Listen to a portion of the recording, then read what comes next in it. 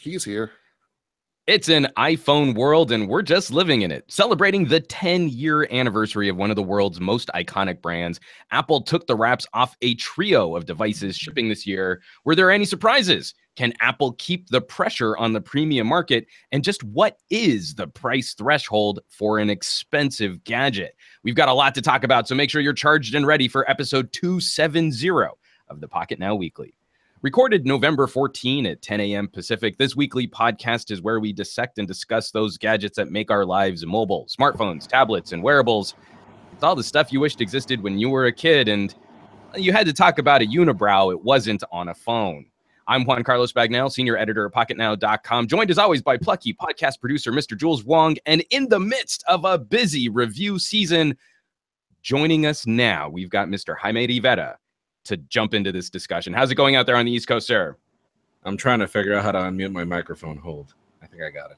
Oh, you're unmuted. We're hearing you now. So I think you're 5x5. Good, buddy. I apologize for the air conditioner noise. It is hot. No, That I mean, I've got a description. fan like right on my butt right now because we're going to get roasted here in the valley, too. I mean, at least right. it's not, towards the microphone, so we don't have to hear that. But, I keep microphone up. Sacrifice for you guys, dude. Yeah, this is podcasting 101. Keep microphone by face and fan by butt, and you will be super comfy, I promise.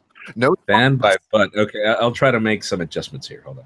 We're not on television, so you rock it, buddy. There you go. Mm-hmm. All right, now, but before we jump into some real tech tomfoolery, I wanna shout out this week's sponsor. It's a company I believe that many in our audience will be familiar with. It is, of course, dbrand.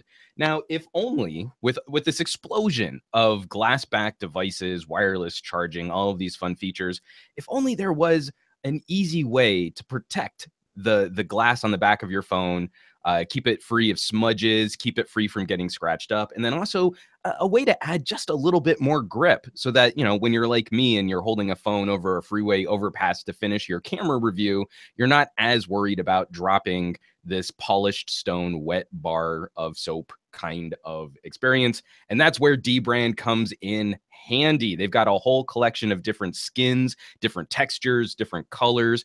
I used to really like the carbon fiber. I've got that on my Razor Blade. Now I'm all about the dragon skin, which I'm currently rocking on my Note 8. And in a variety of colors that you can choose to customize your gadget, add that protection, add that grip. Definitely want to check them out. We're going to have a link at the bottom of this video once this video is done processing for the podcast, or you can check out dbrand.com/note8 or dbrand.com/galaxy. Customize something cool for your technology, and we thank them for supporting the Pocketnow Weekly. Indeed, we do. And we also would like to thank you if you're going to participate in this podcast, because we definitely need your feedback this show around, especially with all the Apple talk that's going around. So hashtag PN Weekly on that Twitter sphere. We got that going on. Hashtag PN Weekly. Or if you would like to write in later, that is podcast@pocketnow.com, the email address that you would like to send things to. Podcast@pocketnow.com, PN Weekly hashtag. We got it all covered for you right now. Yeah, and we're already getting some tweets in on the PN Weekly hashtag, so we'll be covering those later in the show. People definitely, I mean, the iPhone X has been a very polarizing discussion, so I think we need to no. iPhone X. I can't. It's gonna take so. It's like when you're dating a nice girl and then you get engaged, and it takes like a month before you go from saying girlfriend to fiance, and then you get married. And it takes like another month before you say, oh, well, this is my fiance. I mean, this is my wife. This is the same thing. Apple has to give me at least a week of screwing this up because it's still iPhone Roman numeral 10, well, the letter X. That's how I'm helping you with the title of this show here. You see, it's You're the Only iPhone. That I see. 10 I see. I like that. I like that. That's good, Jules. That was that's a good title pun because I'm terrible at coming up with the title puns. Oh, man. It's the only thing that I get paid to do. Let's jump. Yeah, you get paid very well to do that. I'm sure. No, we've got a whole bunch of Apple news. This whole podcast, it's the Apple world. There's no other news happening this week. And rightfully, anyone who's trying to get a press release out right now is probably playing a pretty foolish game. But we've got a whole series of devices that were announced on Tuesday, on the 12th. We should probably just do a quick little roundup on what else was announced aside from the iPhone before we jump in there, because we had Apple Watch OS announcements, and then also Apple TV announcements. Some pretty interesting stuff for that fruit ecosystem. Actually, Jaime, I want to start off with you. First of all, just how did you feel about the keynote? This is the first time that they had presented in this amphitheater. It was the Steve Jobs Theater. This was for the 10th anniversary of the iPhone. There was a lot sort of writing on the presentation. Do you think it captured the sort of sense of Apple majesty that they were hoping for this new line of products and this sort of milestone event for them? That is a good question. I mean, Steve Jobs was a wonderful presenter. This is the first time that the company has made homage to Steve ever since him passing. There was, obviously they mentioned him on the first keynote after he passed away, but then after that, a lot of the elements that made Steve Jobs' presentations popular were gone. Like the one more thing, you hadn't seen that since Steve passed away. I love that they began the presentation giving him a sort of an homage. I also loved, Apple is usually not one of those companies that, mentions anything that's difficult that's happening around. Like, for example, what's happening with Hurricane Irma and everything down in Florida. And so I love that part. Was the presentation as good as I expected? I don't know. I guess there's just no way to replicate that 2007 presentation of the iPhone. Right. That's and I feel that there is no way to replicate it, because I think that what Steve did that was unique was he presented an idea. Like, he literally sat us like if we were in smartphone 101 classes in college. This is like your entry. Imagine that smartphones were a career. He sat us at 101 and he gave us an explanation, a very direct, distinctive explanation that any human could understand over why they were making such a dramatic shift from QWERTY keyboards, from hardware keys, from everything, why they were making such a dramatic shift into, flat slabs. And that explanation was just so remarkably made that even if the iPhone, you have to remember how underpowered the first generation iPhone was. Like, there were already third-party applications in the market. The iPhone didn't support them. There was already 3G in the market. The iPhone did not support it. There were so many things that the first-generation iPhone did not have. And it was also going to be the most expensive smartphone of its time at $500 plus a 2-year contract. It was $500 with whatever subsidy we were expecting. It was pretty steep. Exactly. And Bixby, I'm not talking to you, by the way. Sorry. It's got this sensitivity, but that's another topic we actually have to talk about. But I feel that was missing in this presentation. Like, why would you say that this is the future of smartphones, like getting rid of bezels? I think that Steve's principal explanation back in the day of the first generation iPhone was, okay, we're making a complete slab because we can't change buttons. That made sense. We're making a larger display. If you remember back in the day, displays were 2.2 inches, 2 inches of anything on your biggest smartphone back then. And so to make a jump to 3.5 was insane. Just all of those great, like, 3.5-inch screen. That's incredible. That's incredible. And so, okay, we're going to move into 3.5 inches. We're going to do capacitive technology. Okay, so we have an iPhone now that doesn't have bezels. I think that there is no phone right now that does less bezels than the iPhone. And this is great coming from the bezel king. I mean, the iPhone has always been the worst about it. Do you think so? It was one of the things that we put up on Twitter this morning was, I'm looking at the iPhone presentation, and I'm turning over and looking at my Galaxy S8. I'm looking at my LG V30. And I really do believe there are probably some LG and Samsung designers that are feeling more than just a little bit flattered right now with the iPhone X announcement. Hold on. I get it. Sorry, I couldn't unmute myself. I get it. It's just, I feel that the iPhone is doing the best job at no bezels right now, and that's all great. But I feel that the company didn't really harness the reason why they were wanting to do this. So, Jonathan Ive in his video, and I love the video, by the way. He explains that ever since they started the first iPhone, they wanted to make an iPhone that was all display. That makes all the sense in the world, and that's great. The thing about it is, why are you wanting to do an iPhone that's all display? I would have loved that during the presentation they would have said, we did this because this phone fits in one hand, sort of like what they did with the iPhone 5, sorry.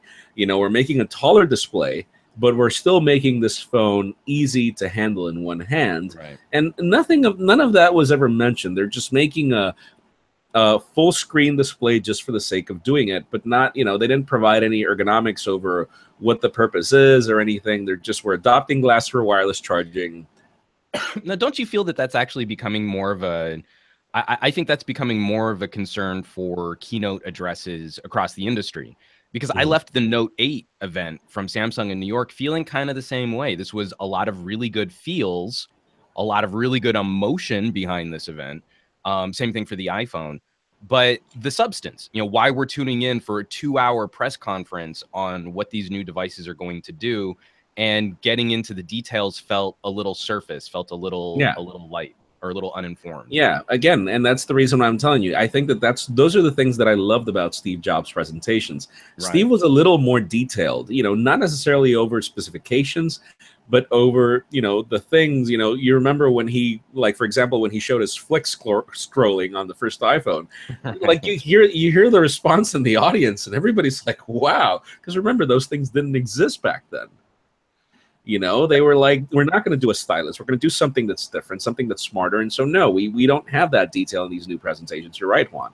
And it's not like, it sounds sort of infantile. I'm not like insulting it, but like when those infantile coos just come in, it was like, oh, look at this, it's all new. You don't have the advantage here of having Steve Jobs come up to stage and say, a phone and an internet communicator.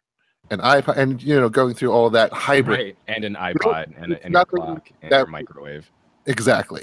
And there's been this whole, convergence, and this learning curve has just flattened out recently. And now we're coming to a point where it's like, okay, here's the newest thing. It's Face ID, and instead of having to press your thumb to the thing, you have to raise your phone to your face. And I feel like a couple of takes from satirical outlets, there's this fake person that says, so those 10 years of cultivating my home button skills were all for nothing. And in part, I feel like that's kind of a satire on not just like people are stupid and they have to relearn things, but it's just like, well, no, Jules, that's an excellent point, though, is because one of the things we've always talked about with iOS devices is they typically aren't the most exciting from a UI or a hardware perspective. But you could take someone from the original iPhone and give them an iPhone 7, and the learning curve would be pretty low. Like so much of that has been built on a consistent track record of execution. Very much what we were talking about with, I've forgotten his name, the gentleman from AARP. Change sake. Yes, thank you. Change for change's sake can really get in your way from a design and UI implementation. And so now, let's get into the phones, because I think we keep talking about the press conference, and obviously the press conference keeps leading us back to the phones. It's magical. It's magical. Everything's magical. It's Steve Jobs is now a unicorn. End of story. I think this press conference for me has really underscored that the phone hardware probably doesn't matter that much. Yeah. Looking iPhone 8, looking iPhone 10, and what we're looking at for new products and new services, that to me is really going to be the future of what consumers care about. So let's get into those devices. We're starting off with the iPhone 8. If you were hoping for an iPhone 7s, this is it. It's going to be very similar in design and form factor, now getting rid of the aluminum back from the iPhone 7, the iPhone 6, going back to a glass rear, and that's going to provide for wireless charging. Jaime, do you think that this strategy is, because now we've got a whole wealth of devices. Apple is keeping a catalog of iPhone SE, iPhone 6s, iPhone 7, iPhone 8, and iPhone 10. We used to talk about, fragmentation, and they're not really fragmenting, but they're keeping a pretty wide stable for consumers at a variety of price points now. How do you think the iPhone 8 fits into that strategy now? I don't understand the whole purpose of launching an iPhone 8 and then keeping the iPhone 7 and keeping the iPhone 6s. If anything, they should have just left the iPhone SE, launched the iPhone 8, and launched the here's the thing, and I guess the biggest point is, well, number one, if you want the latest and greatest iPhone, but you don't want to take a dramatic plunge in the price tag, then you get an iPhone 8. I guess that's the way to see it. And I think that this move is genius for a couple of reasons. Number one, I don't know if you knew this, but if you watch my After the Buzz of the Apple Watch Series 2, there is a problem with Apple's implementation of 7000 series aluminum. It oxidizes very easily. If you sweat your phone constantly or if you sweat your watch constantly, like my son's iPhone 6s looks like crap. Wow. Like it looks like if it's peeling, but it's not peeling. It's actually a different type of oxidation provided by I assume that it's because of the zinc alloy. And somebody explained that to me at the Essential event, actually. Explained to me the reason why that was happening with iPhones and the reason why Apple actually needed to move to glass. I think it wasn't just, the fact that they wanted to adopt glass, but I think that no company was doing 7000 series aluminum, more. I mean, in the full body, except for Apple. Apple is the only company that was doing it. Samsung is doing just borders of aluminum with glass in the back. LG is doing the same. But I think that this is actually causing Apple problems, and so it made all the sense in the world to make that shift to glass. I to be honest with you, I don't understand the purpose of the 7 Plus, 6S, particularly the 6S. Like, what's the purpose of keeping them and keeping the SE if not because the company is left with inventory because these phones haven't been top sellers? You know that the last time that Apple sold well when it came to iPhones was the iPhone 6. And then from 6S and on, the company has actually been selling less than what they've predicted. So, I don't know. This is the most that Apple has ever offered iPhones in history. The most. Yeah, I have to agree. I was really happy to see the SE still maintain its spot because, I mean, it's the iPhone SE and then Sony are the only companies offering sort of a nicer experience in a truly small form factor device.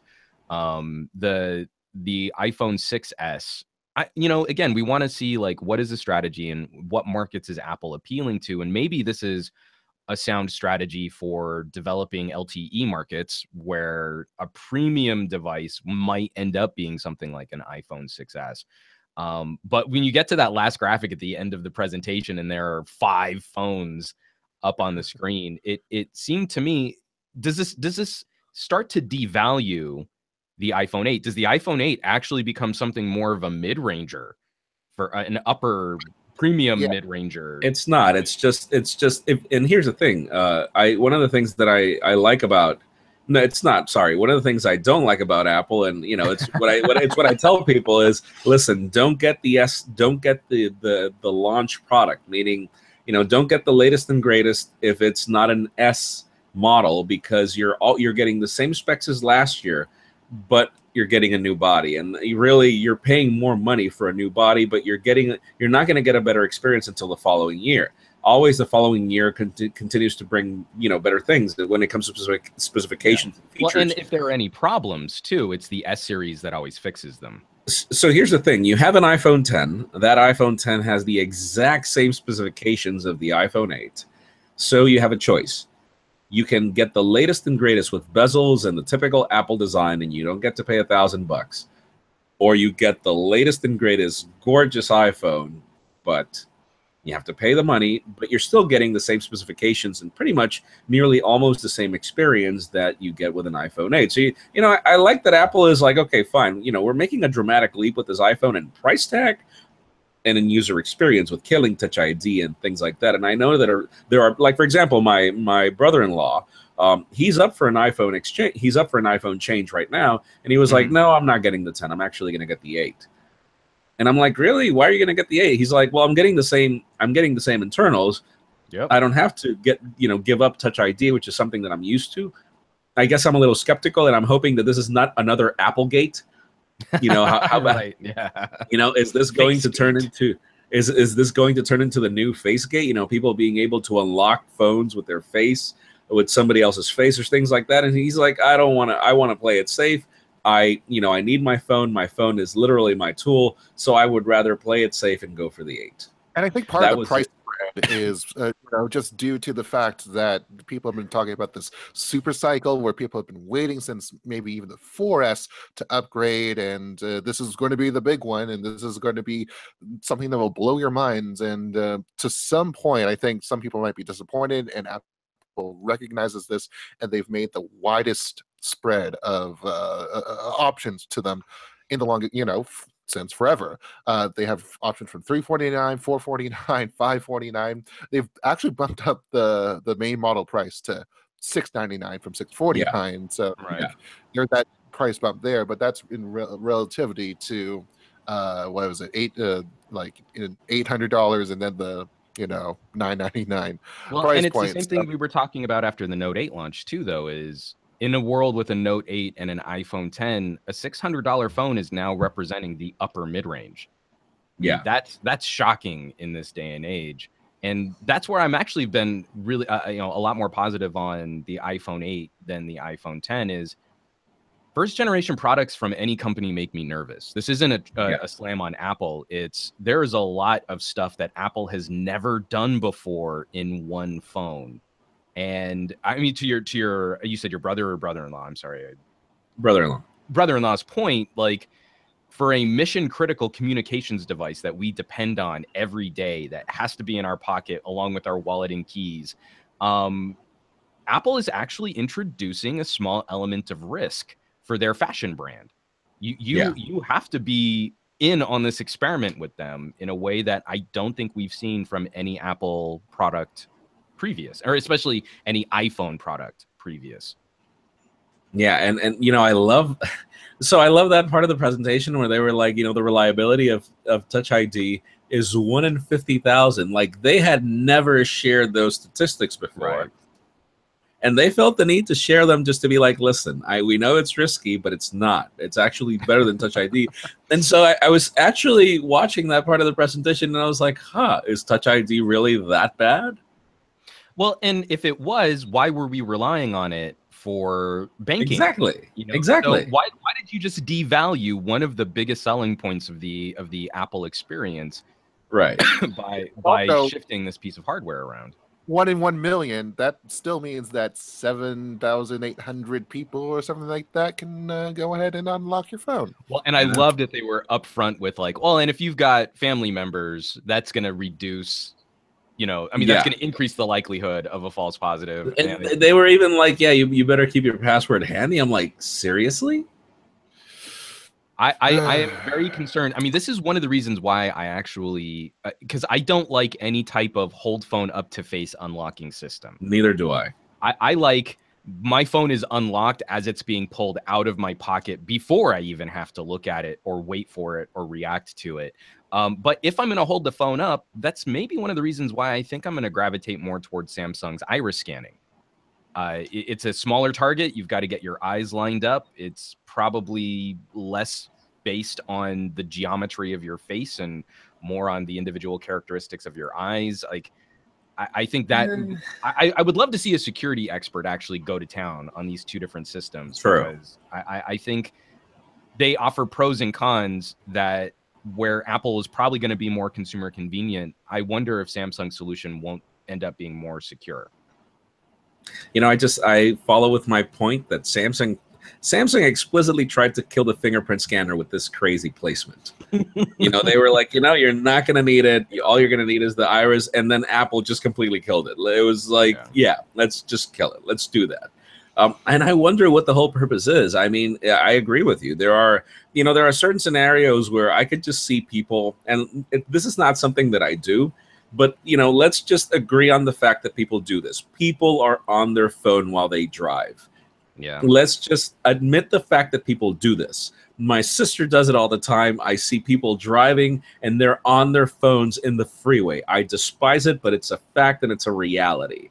And dude, can you imagine people just grabbing their phones and having to look at the damn phone to be able to unlock it? They're just adding even more elements of risk to what people currently do. And I don't feel that any company, again, I don't want to lay all of the blame at Apple because I feel that this is sort of industry wide, but we still haven't really addressed, I mean, to your point, because I completely agree with you, we still haven't really addressed the other car centric issues, or even just walking around. I mean, we were walking around for the Note 8 event, watching people almost get hit in traffic because they were walking by staring at their phones. Yes. There's that, not only a social etiquette, but also a social safety issue of something that's actually illegal in certain countries now. I think totally, and rightfully so, because rightfully so. We haven't really addressed some of the other usage scenarios, things like better voice or better audio controls. And I don't have a lot of confidence that, you know, Android Auto, Apple Car, is it Apple CarPlay or Apple CarPlay? What it's called? CarPlay. But then also tying that in with Siri and Google Assistant, they really haven't addressed the number of times I need to mix interface. Go from voice to something on the screen, to confirm something, to tap, to reference, to get audio back. I mean, all of these things still take multiple steps, and no company has done a great job. You really need, and here's the point that I was going to make. You should start using Bixby. I don't know, man. No, I'm not talking to you. I'm not talking to you. Okay, so with the recent update, who you're talking to. With the recent update that Bixby did, so I didn't understand what the whole company meant with contextual. So it's literally like doing macros on Excel. Like it literally is conscious of the commands that are on the display, and whatever. It's like if it's not server based, like if it doesn't really need for Google Maps to be supported by Bixby, what it'll do is and I'm not talking to you, my God. What it'll do is it'll literally, if you tell it, I want you to give me, you know, navigation home or do this or do that, like it actually does commands with your voice to the app, even third-party apps. And so, you know, I think that that's actually a very smart way to do your voice assistants. I had no clue until I started using it with the Note 8.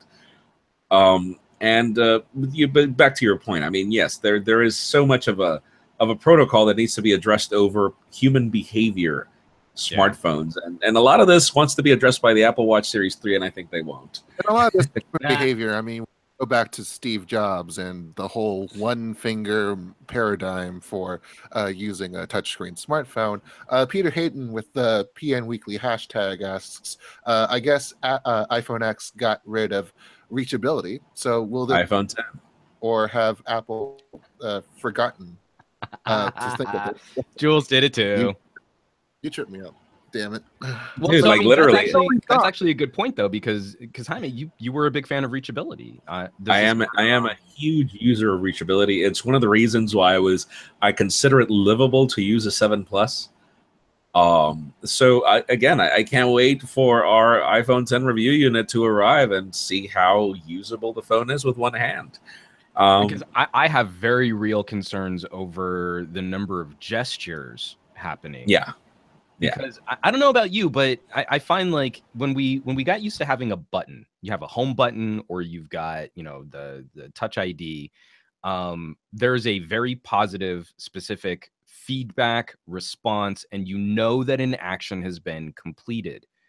So like you with reachability, you've got that light double tap on the home button, it pulls the screen down, and that works far more consistently than when you've got like an LG where you've got to swipe across the software controls at the bottom of the screen. That gesture, I hate that. Gesture is more prone to fail. And so now we've got a gesture for a slide to get into multitasking. We've got a gesture to get you back home instead of having a home button. If you slide from the right ear of the cutout, you get control center. You get control center, and then you swipe from the left ear of the cutout, you get your... This feels very uncharacteristic of Apple to make an interface this busy, which requires so much learning, so much muscle memory from the consumer. Yeah, I don't know, man. That's going to be interesting, particularly because, you know, Apple just continues, like, this is like the worst fragmented Apple I have ever seen. We've got computers with 3.5 millimeter headphone jacks, computers that require MagSafe, but then the others require USB-C. They're still all in the market. Then we've got, iPhones, which are going to have different gestures to, call on control center. Like the iPhone 10 has a way, the iPhone 8 has another. There are features in one phone that are not available in the other. And so it's just like, really? And then you've got 3D touch that doesn't work on the iPhone SE. I have never seen Apple more fragmented in my life. And I think that it's going to come back and bite the company at some point because, like, for example, okay, so I like the fact that your gestures are working around. One side is going to give me one thing, the other is going to give me the other. If you remember, this was Android 4.3. I mean, Jelly Bean was like that. If you slide from one side of tablets, you got the quick shortcuts, and then if you slide from the other, you would get notifications. That's the way Jelly Bean would work. That's all fine and dandy. It's just okay. With the whole purpose of reachability is to be able to reach things with one hand. And if you want to call in the notification shade, you have to slide. You could call reachability and slide. The question is, I don't know if you noticed, but instead of a home button, there's like a home bar at the bottom now. Yeah, so if you want to, it looks like the Samsung Pay cutout at the bottom of a Galaxy, but like the edge pull-out thing too. Yeah, which is I actually like how you can swipe between one app and the other by just sliding one way, sliding back. So I wonder if that's going to have functionality. If you could double tap that and get reachability, or how usable is that phone in one hand? That's my biggest question. Mm-hmm. You didn't have these problems with an iPhone 4, iPhone 4S, but now you're gonna. It's why lovely. It's why my SE is my favorite travel device. I mean, when you're carrying bags and you're rolling suitcases around, there is no better one thumb handset than the iPhone SE. You can't. I have to agree. So there's this one issue that happened during the event itself in introducing Face ID and Face Unlock, and that was the whole thing about the phone with the backup unit, and like, oh, I can't get in. Let me try this other unit. And Andrew Wallace was asking about that, and I would like to point people in the direction of the unlockers, David Kogan. Oh, actually, Jules, you got to read Andrew's tweet, though. PN Weekly, I was really hoping that when Face Unlock derped during the event, that his watch would chime the high heart rate warning. Features on the Apple Watch Series 3. Because those are, there's just one big feature, I guess. But, that error came up as just a thing that happens like Touch ID. You can't use Touch ID if you restart the phone. You have to enter the passcode in. So, and it showed the same text except with Face ID. So I love how it's become viral. How it's become so and a couple of YouTubers are trying to piggyback on the whole concept that it didn't work. I'm like, I'm sorry, the phone didn't unlock, the phone remained locked. Right. If anything, he proved that it did work. Yeah. And it's also like, we can't go trashing Apple for something that happens on beta hardware prototype during a live event. Like, I thought he handled it as gracefully as someone could have given the situation. And that also gave us a piece of data. It gave us a piece of data what happens when Face ID doesn't work. And this is exactly what people were concerned with. My wife was looking at this because she has to use an iPhone for work. She's not the biggest iPhone fan. But they're probably not going to be issuing iPhone 10s at her job. But she was warning, like, are they really going to get rid of like passwords? And I'm like, well, no. Obviously, if you're going to still sell these things to like government or to business or to other corporate institutions, you still have to have PINs. You still have to have strong character-driven passwords. All of that's going to stay the same. So if you don't want to use Face Unlock, you're still going to have other opportunities. You can put your PIN and that's it, which is the way that everybody has been unlocking phones up until the fingerprint scanner arrived. I just, I hate that Apple was reluctant to adopt the fingerprint scanner at the back. I do understand that your new iPhone is horrible from the back. That vertical camera is like, I want to sit down with Johnny, have some coffee and be like, what were you thinking, dude? Like, I want to have a conversation about the iPhone 10 and ask what happened to symmetry. Yes. Why did they put that unibrow cutout at the top, putting the camera way off to the side? Yeah, I really curious how they arrived at that collection of very emotional accents. And very calming. and it is very nice for you to hold in the hand. Oh, I'm sure Johnny would absolutely lull me into the Apple reality distortion field if we could ever have that conversation with him. But this is a company that built their reputation on blending the function around form. And here we've got one very clear in your face at the top of the screen data point where the function of the device is overriding the design and the form. And this, again, this is something that we're not used to seeing from Apple. This is something that I really felt like we would have seen from like an HTC Evo device, right? You know, like we want this function, so we crammed it on there. And it doesn't look super great, but it's super functional. We apologize if the phone looks horrible, but you know, it's the future. It's the future, exactly. No one bought that. Sorry. The future is free. I mean, if while we're at it, why didn't we do that cutout at the top of the phone in one angle and make like the duo display of LG or something like that? Yeah. I mean, like seriously, if we're gonna, I don't understand what the whole purpose is. That phone is going to be a wonky nightmare on a table. It's just going to force you to buy a case. Just for it to not, you know, wobble. And then, you know, you have a couple of concerns, obviously. One of them was going to be that stainless steel. There are a couple of benefits. God, Siri, like, really? Bixby? All right. So the biggest problem is... So stainless steel has a couple of benefits.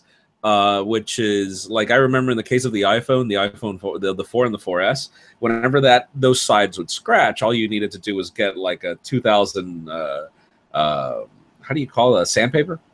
Yeah, very fine grain, and you could or you could get like soap scrubs and you could you know polish it. The problem is this one is actually it's shiny. It's like shiny stainless steel. So I think Dom Esposito has this really cool video over how to polish it. You know, these are just things you're going to have to do with that. You know, stainless steel scratches a lot. Yeah.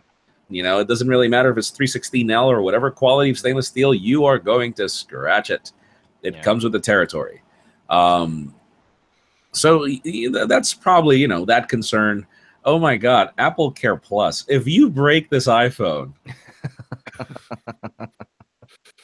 So I'm actually even considering grabbing that iPhone 10 with that get an iPhone every year plan from Apple, simply because Apple Care is bundled.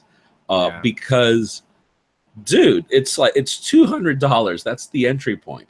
And then, you know, to get like a replacement unit of the iPhone 7 Plus, that time that I broke that screen, to replace the unit was I think it was like 110. So how much is it going to cost to get a replacement of the iPhone 10 if you smash that thing or something, you know? Yeah, that's going to be an interesting question, especially for that one person who you know is going to drop it on launch day. You know, there's always that one news clip of someone, oh, show me your new iPhone, and then they drop it. Every year this happens. You never want to be the first guy out of an Apple store talking to the news crew because they're going to make you drop your phone. It's going to be another one in Australia. You know, and going back to your point over the existence of the iPhone 8 and iPhone 8 Plus, I guess one of the main reasons why these phones exist is because I think getting that iPhone 10 is going to be a nightmare. Yeah. I think it's going. They're gonna make like the supply of the 64 gigabyte variant be very, and they're gonna force people into buying the 256 just because that's the only way they're gonna be able to get an iPhone 10. I'm like psychologically prepared that that's the only way I'm gonna be able to order it. Well, and we're pretty confident that the manufacturing on this, it's going to take them a while to really ramp it up. Again, this is so different from anything Apple's made in the past that I would expect very long lines on the iPhone 10. Yeah. Hype around this, you know, this whole release, you know, they got the general buzz from the tech blogs, but they didn't get the details because there was this someone in Sydney's George Street Apple store. They were camping out on Sunday, and that was before the announcement itself. You still have to wait that for 12 days for the stupid, you know, pre-order phase, and then like a couple of weeks for that, and then if he really wants the iPhone X, he's stuck there for a month and 3 weeks or something. So good luck with it. So I do want to get into the Apple Watch though, because we're running short on time here. millimeter bump from the Apple Watch Fail. series. Instant fail. I mean, who could ever wear something like that? 0.25 millimeters? You think I've got like gorilla arms? Come on, Apple. What are you doing? Well, it does come in a bump on the heart monitor, which I feel like that could like sort of funk people out just a little bit. So here's the thing for everybody that's wondering if you want that Series 3. Well, I'm obviously going to review it, and I'm going to review it from a fitness perspective. Series 2 continues to be my favorite fitness watch. Mm-hmm. It's between the Polar M600 and Series 2. Now, bear in mind, so long as you only use it as a fitness watch and the watch, and you don't care about the apps, you're going to love the Apple Watch. Do not try to launch any apps on that thing, because they don't work. We're talking about the processor for the Apple Watch 3. Okay, so this is actually the only reason why I was like, okay, yeah, we need to review this thing. Series 2 is dead. It's no longer even in the store. You can get Series 1, which I do not recommend. That composite back is terrible. It doesn't work. Yeah, it's bad. It scratches horribly. And so I guess the only reason why I'm interested in testing Series 3 is not because of the LTE, but seriously, can it actually run apps this time? Do they actually work with this new processor? And I'm even debating, do I get the LTE variant or not? Obviously, I need to get the LTE variant just to test that. But I feel that it's really pointless to do so, mainly because if you notice the battery stats, and I covered this yesterday in the Pocketnow Daily, like yesterday's daily was about everything that Apple didn't mention at the event that you need to know. Exactly. Number one, the battery life on the Apple Watch Series 3 is still 18 hours. But if you like to make phone calls, and I'll admit, I've done a couple of phone calls on my Apple Watch in the car. I get a call, I respond from the watch, and I continuously have the call through my watch. The problem is that if you're doing it through LTE directly from the watch, your battery will die in 1 hour. Yep. I was like, okay, so you're telling me that everything is just going to go. It's 3 hours on Series 3 with, connected to the phone. It's 1 hour directly through LTE. So this is literally, it's not like if you're going to be taking phone calls constantly on the Apple Watch, not necessarily because, of the experience, but because you're literally going to kill your watch in 1 hour. Well, so Bloomberg reported last year that Apple had concerns about battery consumption last year for the Series 2. They decided against introducing cellular for Series 2. What made them do it this time around? This is the question I've had with all smartwatches that are trying to shift over into this LTE strategy. Is the talking point seems to be you're going to go on a workout. You don't want to carry your phone. So now you've got this LTE enabled device, which for what? Your workout's going to be an hour, 2 hours, 3 hours? No, so here's the thing. The Apple Watch actually matches Garmin, and not just in GPS reliability, but they also match Garmin in longevity of the battery when you're running. So the Apple Watch can pretty much last for 5 hours. Your standard marathon is 4 hours. The average human will run a marathon in 4-something hours. So those metrics make all the sense in the world. You can run, and I'm talking about Garmin smartwatches, please. I don't want to hear in the comments, no, it doesn't. Yeah, if you go for the cheap Garmins, yes, they have more battery life. I'm talking about the smartwatches, 5 hours. And so,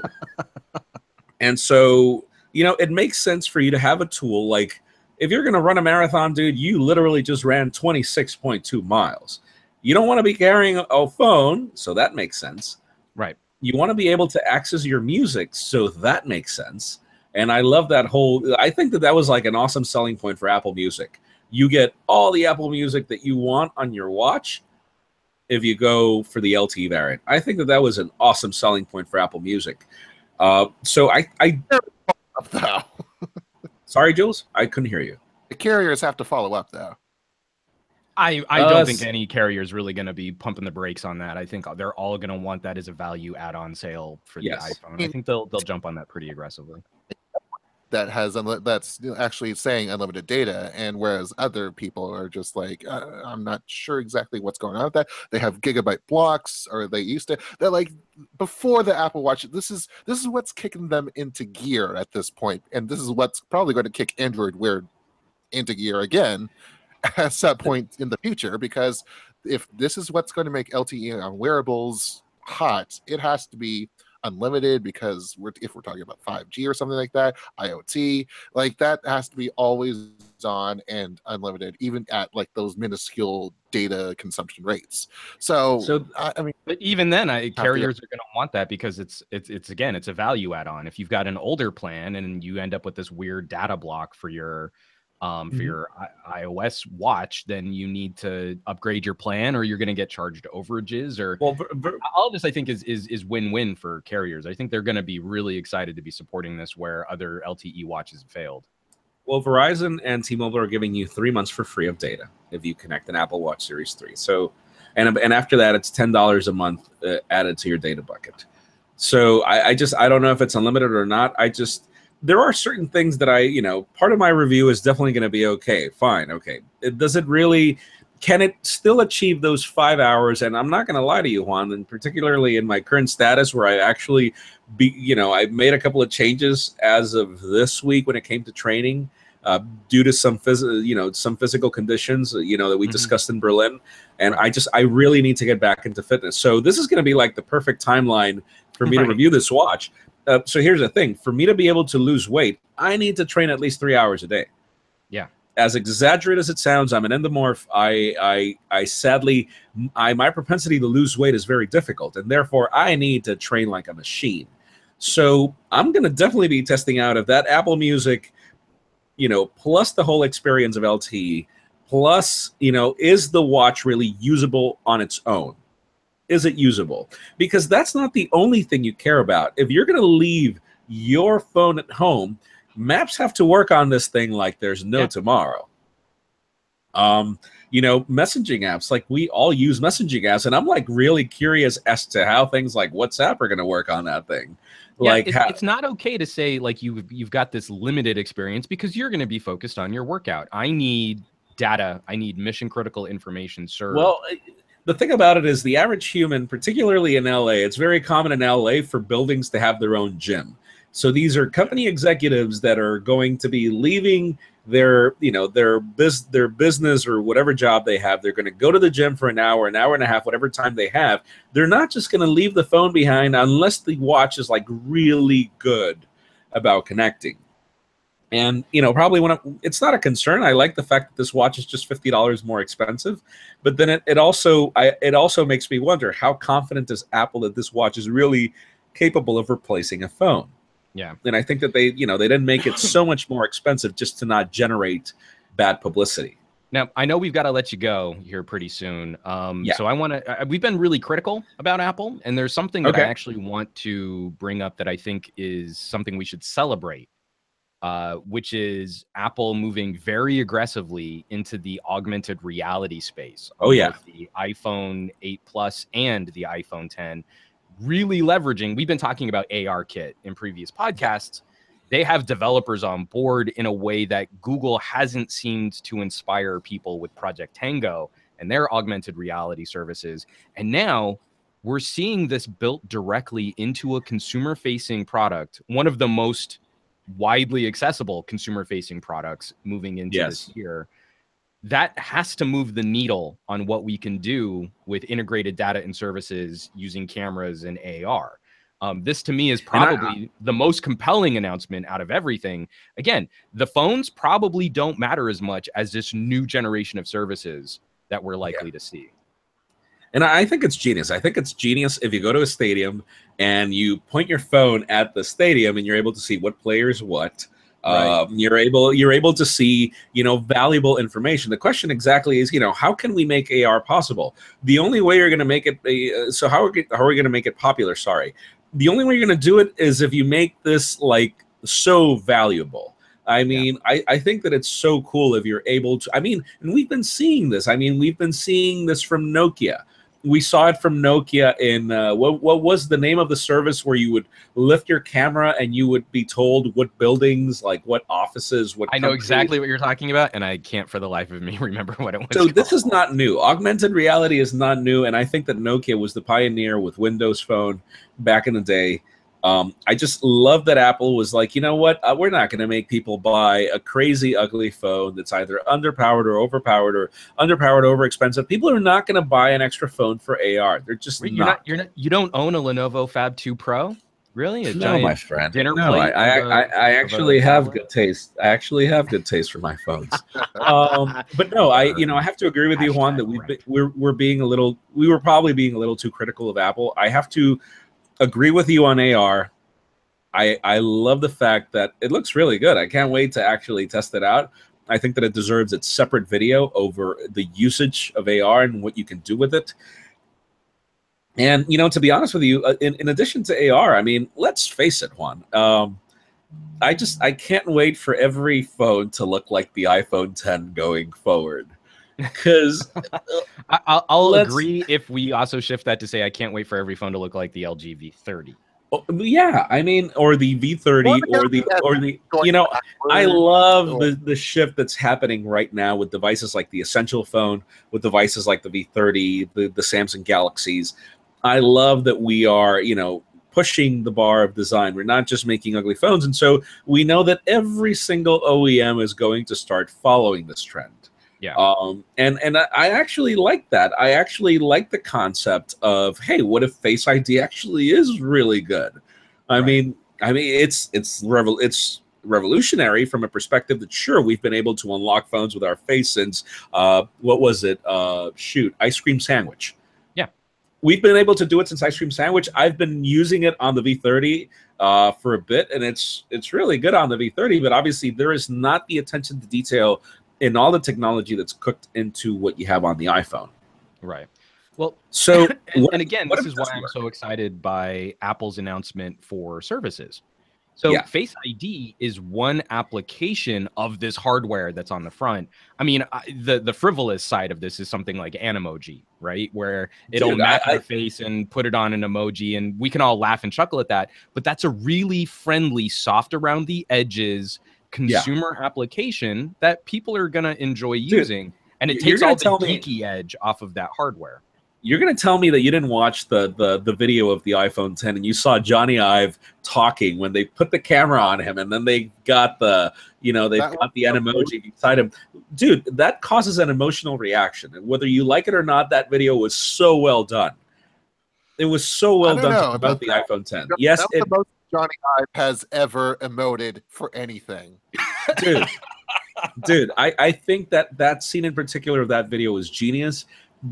Apple has been trying to drive emotion in the market ever since their Think Different campaign from 15, 17 years ago. This is the way Apple does marketing, and I think that they're killing it with the iPhone 10. I cannot wait to see the batch of advertisement for the iPhone 10. I mean, think about it. I know that no parent is going to be buying an iPhone 10 for their kids, and we know that the iPhone 10 is going to be it's going to be the juggernaut.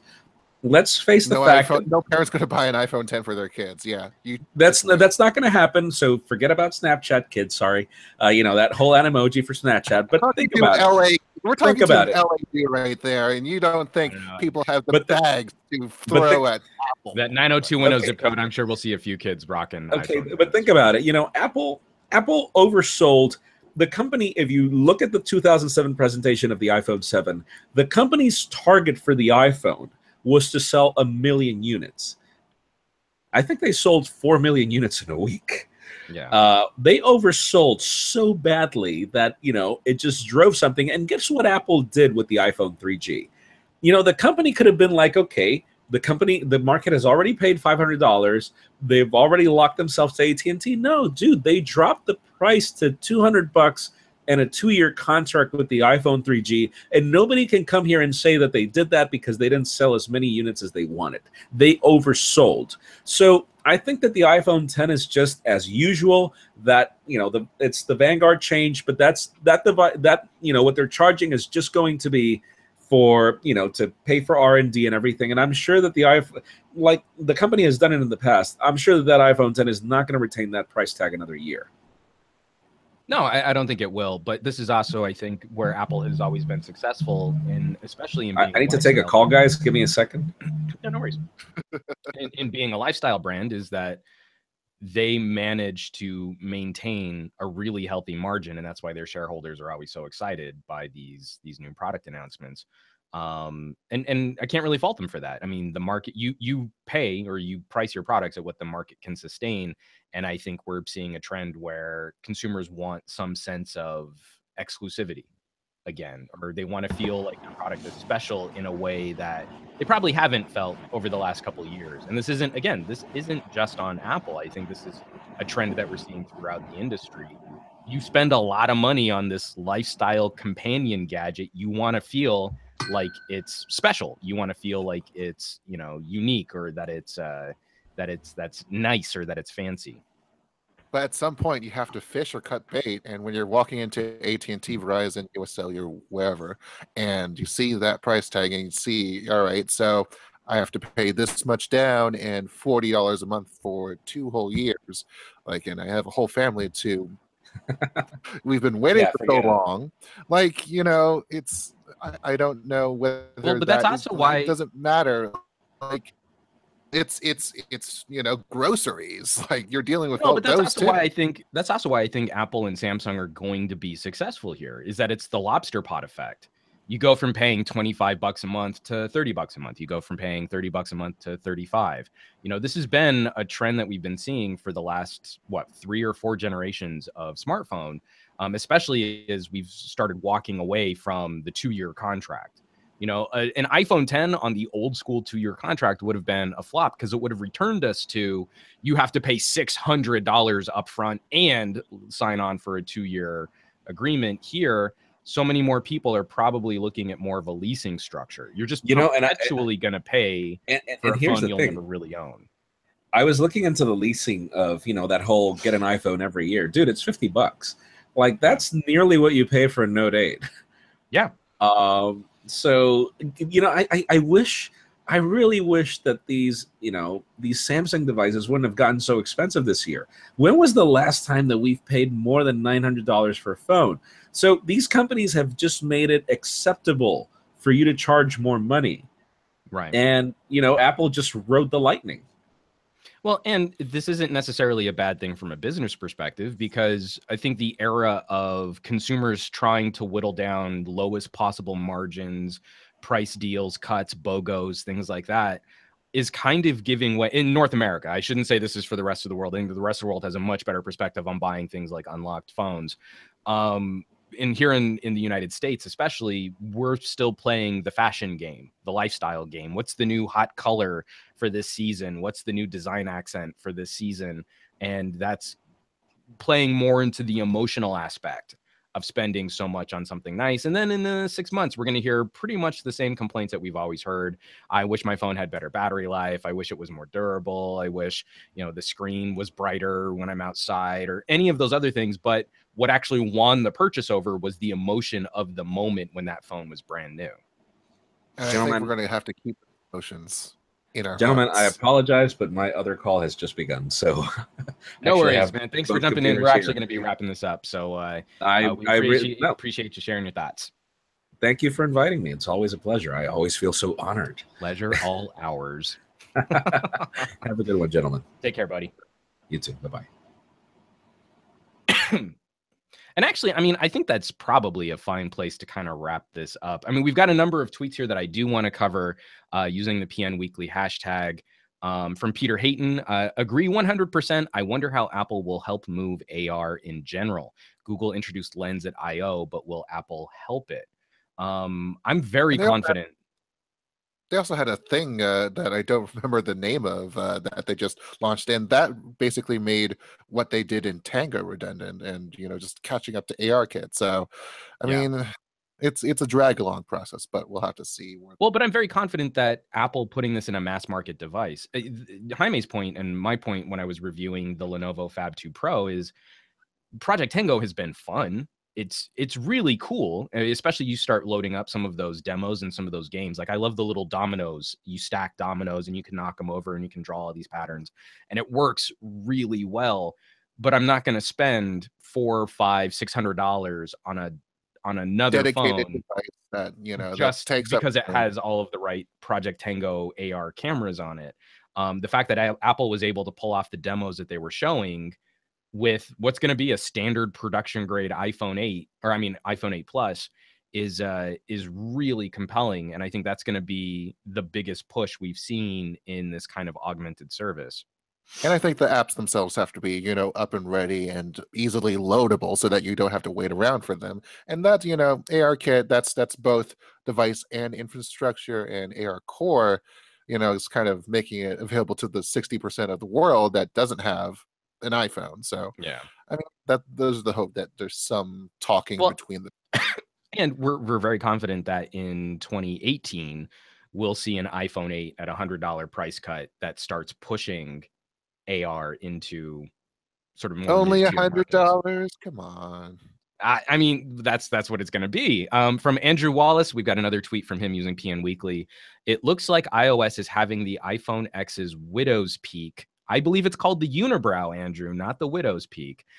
Cover up video and UI elements when in landscape, no screen resizing I see. So I really believe that there will be probably some kind of double tap on the screen, reshift the aspect ratio or the screen size. I don't think it's going to stay the cutout blocking everything on the left-hand side of your video. There's software for that, but there's no software for reachability. So you give and you take. Well, but I mean, like, I think they were only just showing off the full maximum screen for these demos. I don't think that's going to be the only way that you can consume games and video on an iPhone. It seems not like them to think that that's sort of an unsexy way to approach it, because you got the actual symmetry if you were to pull down the black bar for the information and reception and all that, and people have been questioning that, but that's not I don't have taste in art, so I don't have the No, we are but lowly geeks with no taste in art. And then also from Justin Jingko, PN Weekly, why did Apple go to the trouble of designing a new Taptic engine if they're ditching Touch ID anyway? I don't think Taptic engine was ever just for Touch ID. It was for force pressing or 3D touch, I think they call it.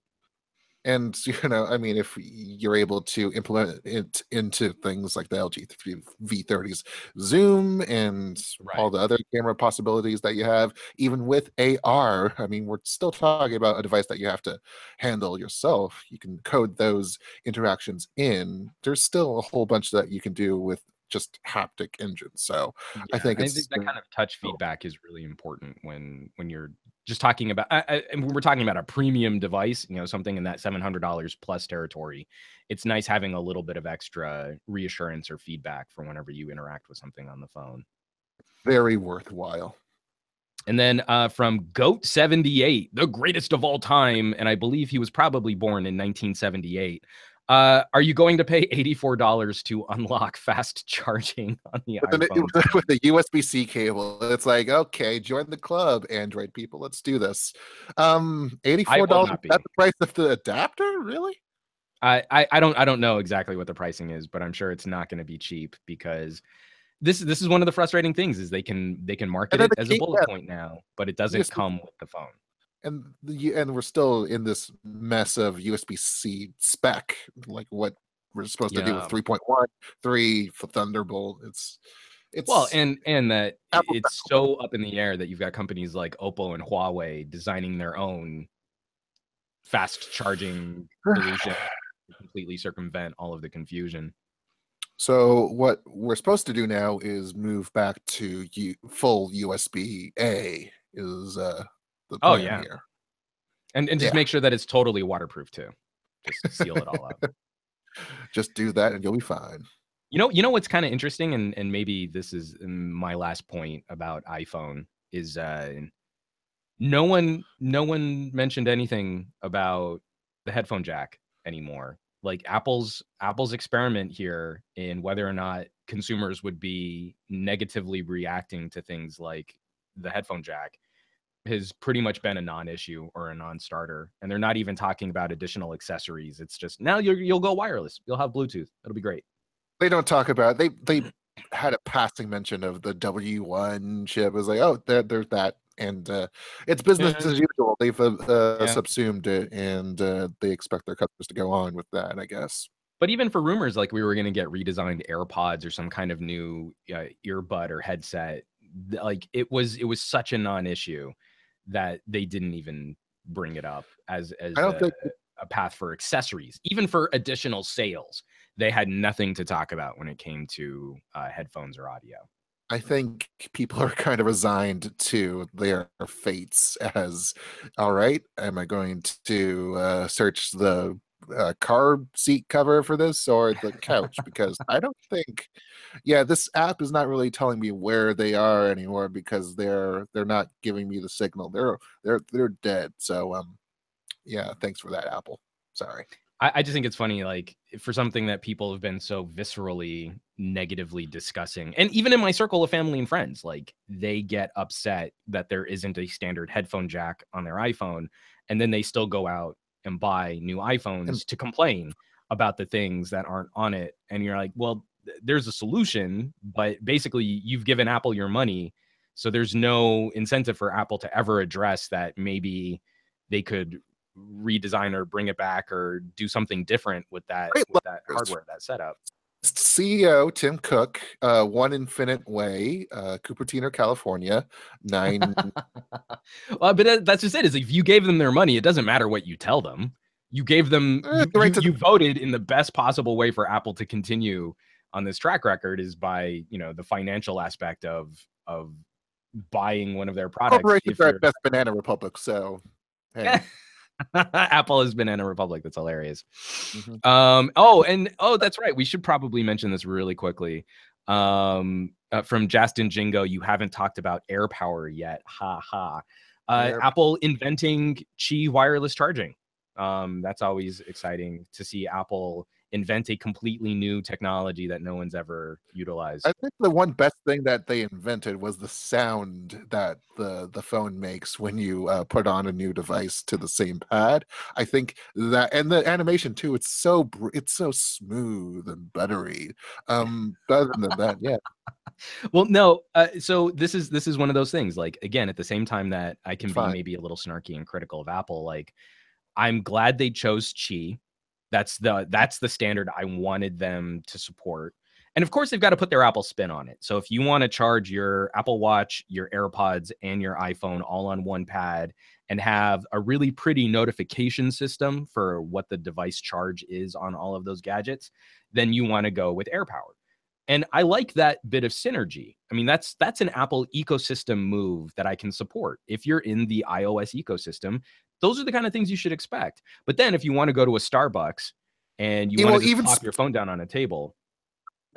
The Power Mat has actually put out a release saying, "Oh, we're actually going to support Qi now." Or, well, they actually talked to Chris Davies, our friend, our mutual friend from Slash Gear, that their charging pads, it's more of the magnet in them is more of a universal. It's kind of they can actually program it. So I mean, and I think that was the right move by Starbucks. I mean, they supported PMA. That is not the standard that I wanted them to support, but everything they invested in, I think is only a software update away from being cross-platform or cross-compatible.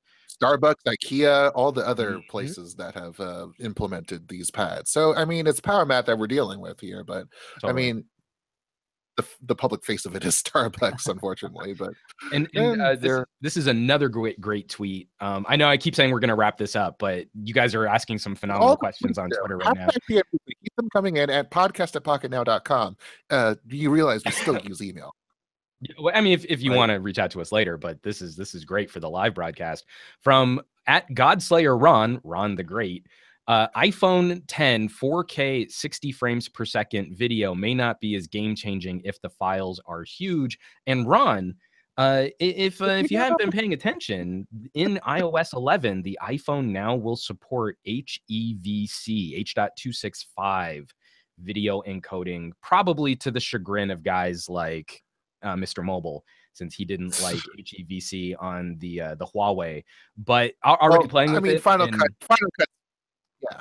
Well, I mean, Final Cut should update too, but we have no guarantee on that because Apple doesn't like to make everything one unified ecosystem anymore. So if you get HEVC on an iPhone and Final Cut takes a couple updates before they properly support it, that could be kind of a headache. No, I mean they supported it starting from the summer, I think. Like they Oh, okay. just updated. I don't cut on Final Cut. So I mean, well, yeah, but it's still a good step forward in any case, and I think Apple should be applauded for that. I mean, Oh, it's totally. just simple as that. And in every way that it bugs me that Google has been, slamming the brakes on any kind of video encoding for things like YouTube or Google Photos. That's the one that really pisses me off, is that you don't get any notification from Google that your videos are not being backed up if they're HEVC. That is a major oversight on Google's part, and Apple is probably the only company that can, again, that they can move the needle on this.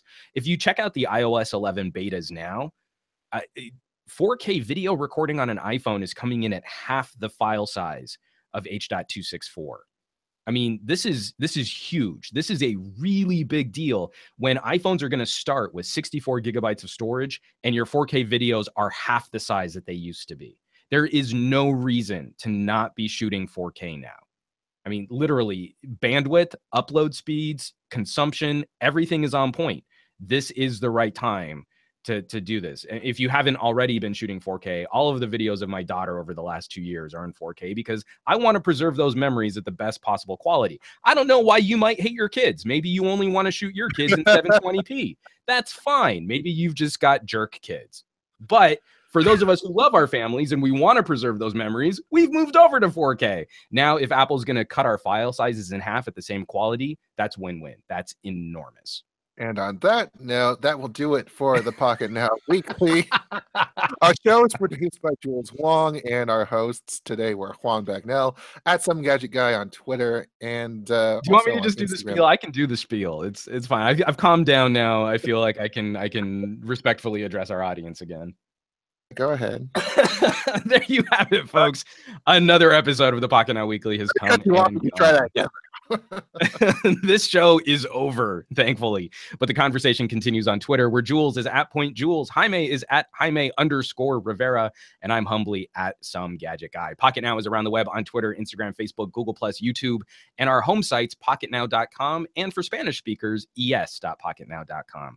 Shows like this cannot exist without your support. Sharing the weekly with your friends who love mobile technology, and dropping reviews on iTunes, Stitcher, Google Play, or wherever else podcast reviews can be left. Once again, we want to thank this week's sponsor, dbrand, for helping us keep a better grip on our phones, keeping those fingerprint smudges off of that back glass. But ultimately, there wouldn't be a show if it weren't for our listeners and subscribers who have kept us on the air since 2012. The Pocketnow Weekly will be back next week with all kinds of delicious technology goodness, so make sure you tune back in. Nice